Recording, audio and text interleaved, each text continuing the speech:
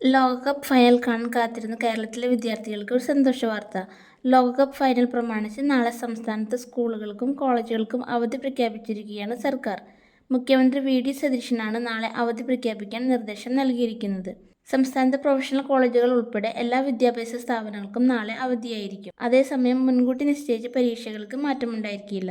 ലോകകപ്പ് ഫുട്ബോൾ മത്സരം നാളെ പുലർച്ചെ നടക്കാനിരിക്കുന്ന സാഹചര്യത്തിലാണ് അവധി നൽകിയിരിക്കുന്നത്.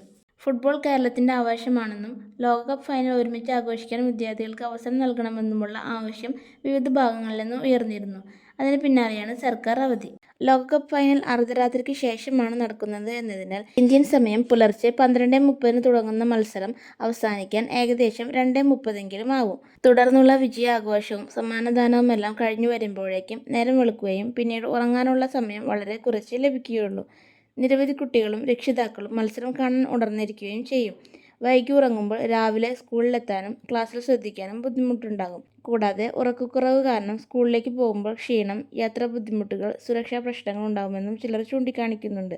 അതേസമയം ഈ അഭിപ്രായത്തോട് പൂർണ്ണ പിന്തുണ നൽകി മുൻ വിദ്യാഭ്യാസ മന്ത്രി വി. ശിവൻകുട്ടി ഒരു ഫേസ്ബുക്ക് പോസ്റ്റും ഇട്ടിട്ടുണ്ടായിരുന്നു. അവധി പ്രഖ്യാപിച്ച സാഹചര്യത്തിൽ വിദ്യാർത്ഥികൾ സമയം പാഴാക്കാതെ ലോകകപ്പ് ഫൈനൽ ആസ്വദിക്കുകയും സുരക്ഷിതമായി ആഘോഷിക്കുകയും ചെയ്യുക.